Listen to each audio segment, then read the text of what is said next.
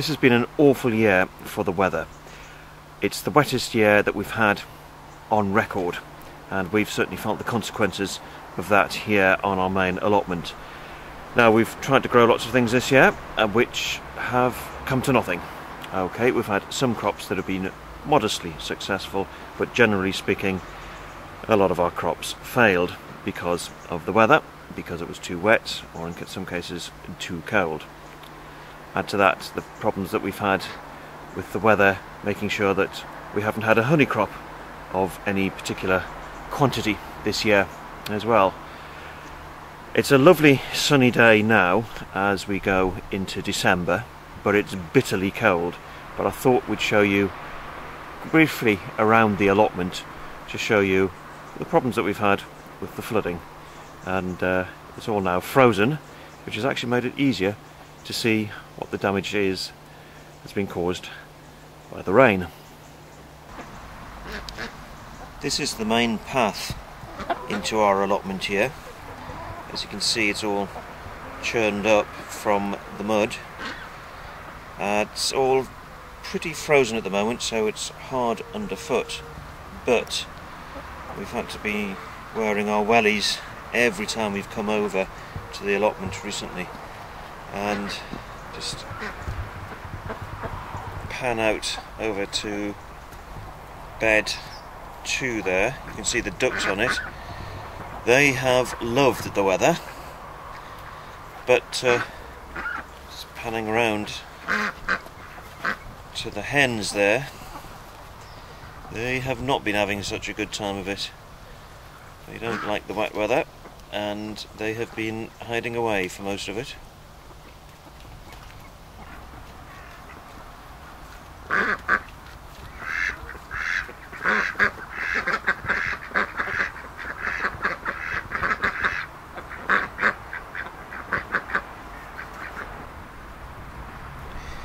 This is our duck run. Now, we don't enclose it anymore, the duck house at the end, but we have never been able to grow anything on this ground here because it floods at the first drop of rain. And again, it's all frozen over now, but one of the reasons why we put the duck run in here was because of the damp. But I'm just going to swing around, because right next to it is the pond. It's frozen over quite solidly, but from the duck run a stream occasionally flows right into the side of the pond here, and then over and out the other side. Well, that's the raised bed which we use for a polytunnel, and next to it you can see another frozen stream which runs down to the bottom corner of the allotment.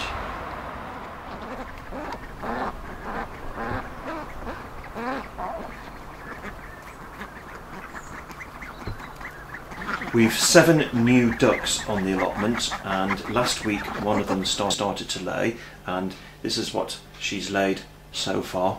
11 eggs. She's laying 1 a day, so it's a really good total. She's a good layer, and what we're going to do now is use some of these eggs to make a duck egg sponge cake. The first job you need to do is to weigh out the eggs you're using unbroken, and then you need the same weight in butter, in self-raising flour, and in sugar. Next, you need to cream your butter and sugar together.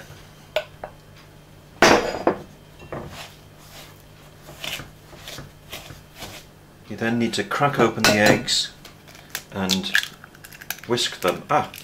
It's a double yoga. Right. Then add the whisked eggs to the butter and sugar mix, and mix that all up together.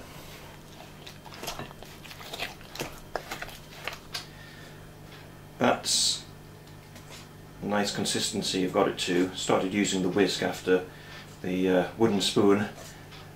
A nice thick consistency. Now ready for the flour to be whisked into it. Just gradually work in the flour, not all in one go because you'll end up with lots of lumps. This is how it should turn out, nice and thick. So it's now ready to go into cake tins and some cake cups. Got 2 cakes done, and they're going to go into the oven at 190 degrees centigrade. I've got a little bit left over that's going to let me make a couple of cupcakes like that. Can't say that they are the most artistically displayed, but they'll be the samples that we'll be testing once this lot comes out of the oven.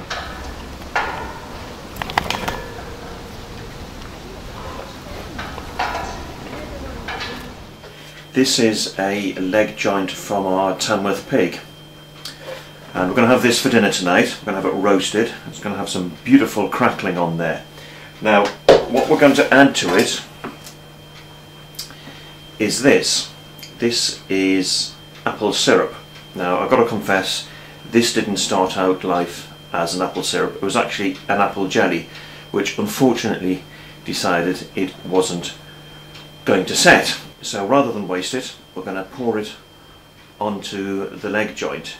Now it's a pork leg, so that needs half an hour in the oven for every pound of meat that's there, or 450 grams in newspeak. So we're going to get that ready now and get it into the oven ready for dinner.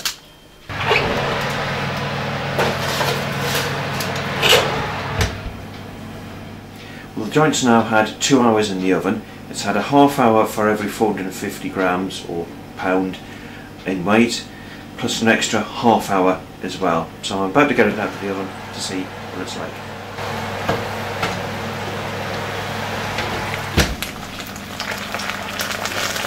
So there you go, that's what it's like. It's slightly darker than it would be with the way most people cook it, because the apple sauce on it has caramelized, but as you can see, that looks absolutely beautiful, and I'm really looking forward to eating that tonight. You hear the crackling on that, beautiful and crisp.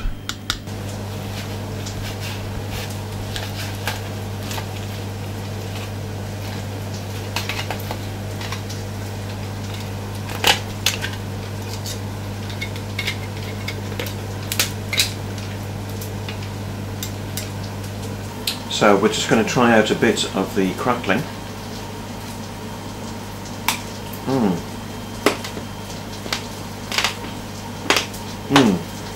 Oh.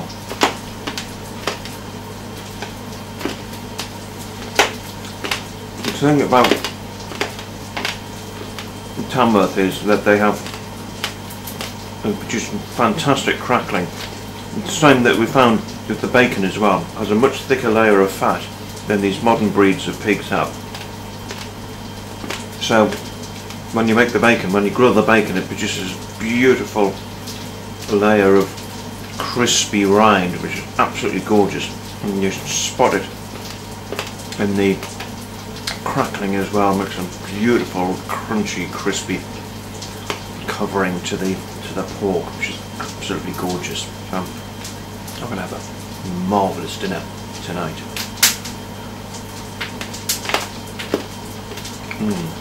Beautiful.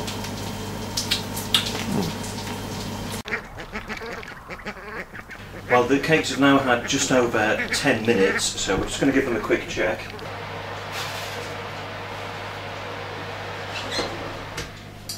Well, I can see that they're not ready yet, but here are the cupcakes. A bit soft on the top, maybe give them 1 or 2 more minutes, and then I think these certainly will be ready.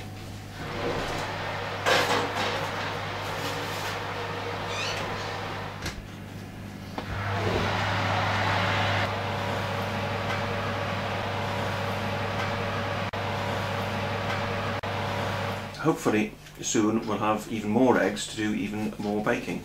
And in the meantime, you may have noticed that there was butter went into this cake as well. Now, we don't produce our own milk. The butter we had to buy in, but hopefully soon we'll have goats, our own goats, to be able to produce our own milk, and we'll be able to produce our own butter and cheese as well. So here goes. That's one of the beetroot that we grew on our allotment this year. Now normally what we would do is pickle them in jars like that. This year we've been a bit different. What we have done is turn beetroot like that into a chutney, and we also used in that chutney some of the horseradish that we're growing on the allotment. But this afternoon what we're going to do is turn that lot into a beetroot relish. Into the preserving pan put your peeled and grated beetroot. We've got 900 grams going in there, and we're going to add in the same weight of grated apple, obviously peeled and cored as well. And then you will need 700 grams of chopped onion, 500 grams of soft brown sugar, and I'll do a quick explanation of the spices. 1 modest sized root of fresh ginger, obviously grated, 2 teaspoonfuls of turmeric, 2 of paprika, and 2 of powdered cinnamon. Get that into the pan as well, and then finally add in 900 millilitres of white wine or cider vinegar. Now add the heat, apply heat, bring it up to the boil, and then let it simmer for about an hour and a half.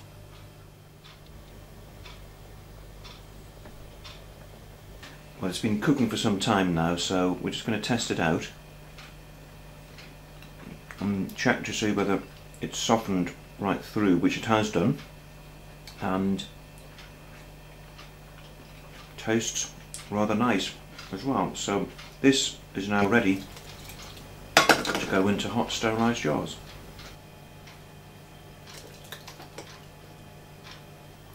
This is one of the 9 jars of beetroot relish that we've made. Very simple recipe, just get it all into the pan, simmer it for an hour and a half, and you get this lovely relish at the end of it.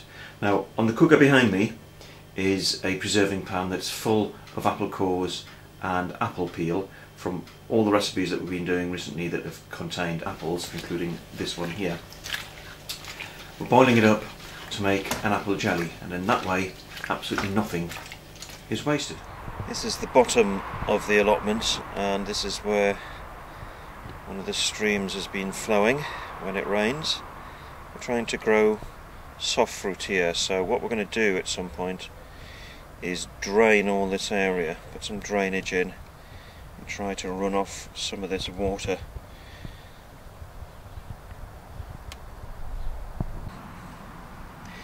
This is the stream that comes out of the pond when it rains. This is running through our lavender bed.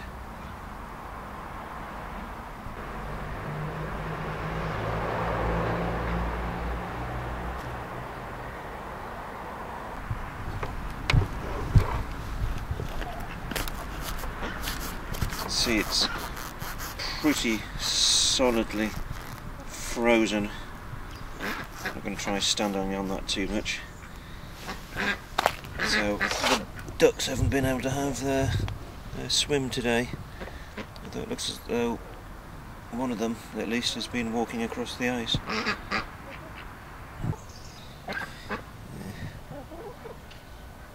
It's the ducks heading off under the beehives.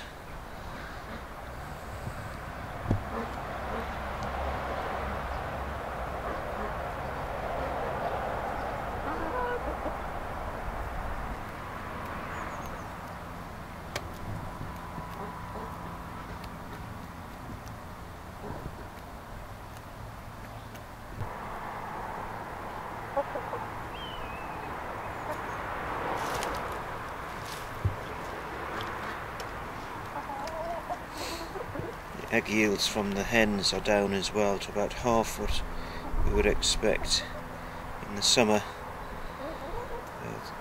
A mixture of the short days and hens beginning to moult as well.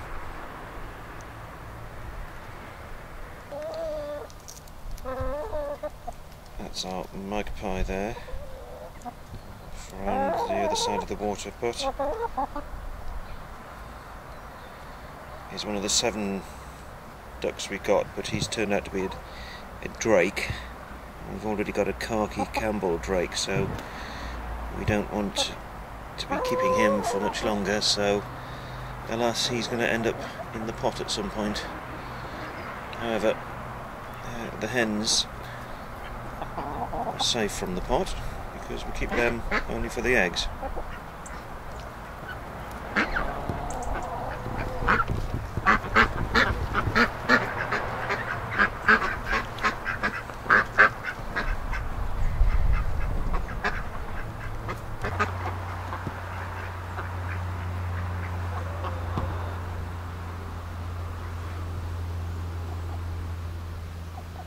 The cakes have now been standing for about an hour, so cool enough for me to handle.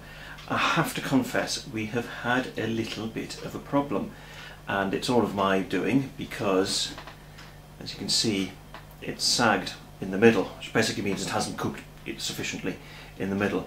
Now I think the solution is less cake mixture in the tin and cook it for longer, bake it for longer.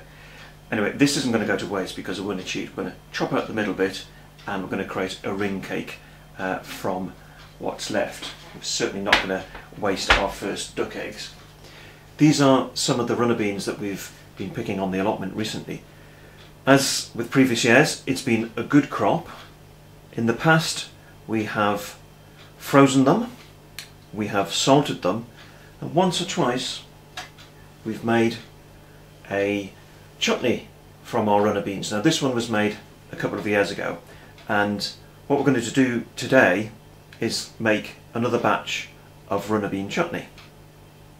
Into a pan put 750 grams of chopped onion and pour over it 300 millilitres of cider vinegar, and what you're going to do is let this simmer for about 20 minutes.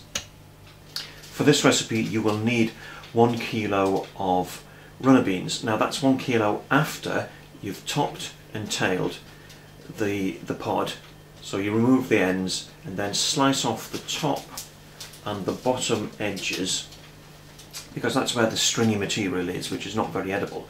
But the stuff that you've chopped off, don't throw away.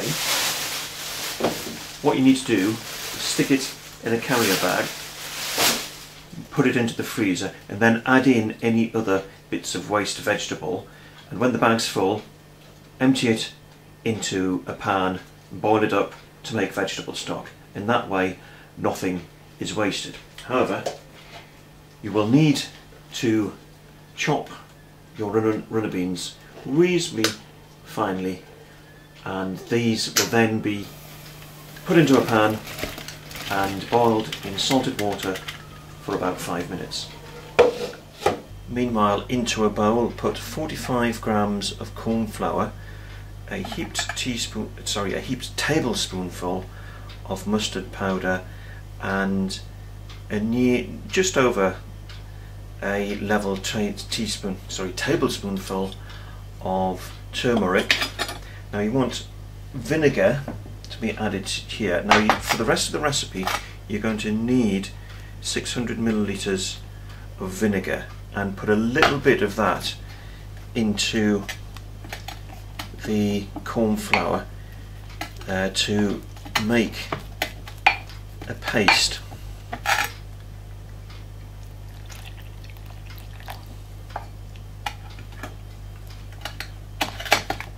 After the beans have had the requisite 5 minutes of simmering, just strain them and then add them into the pan with the onions.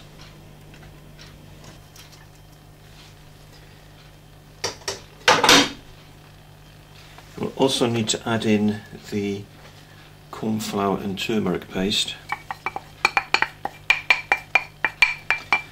and the rest of the vinegar, and then reheat that for another 10 minutes. This is the water that the beans were boiled in. Don't throw it away. It's still hot a bit. Don't throw it away. Put it into a stock pot and use it to make some stock at a later date. So again, nothing is wasted. Final ingredient to add in after it's simmered for 10 minutes is 700 grams of soft brown sugar. So stir that in and let it simmer for another 15 minutes. This has now been simmering away for 15 minutes that it needed, so it's ready to go into sterilised jars. That is one of the 8 jars of chutney that we've made. Reminds me a bit of making piccalilli with the sauce that goes into it. Anyway, we've still got lots and lots of runner beans to use up, and I suspect most of them are going to end up in the freezer. That's it for this autumn edition of Self-Sufficient in Suburbia. We are approaching the end of 2012, and frankly we'll be glad to see the back of it. It has been an awful year in terms of the weather. Too wet and too cold to achieve our plans to become self-sufficient. Let's hope 2013 is going to be a bit better in terms of the weather. It's going to be our big push this coming year to become as self-sufficient as we can possibly get. So hopefully you'll join us to see how we get on.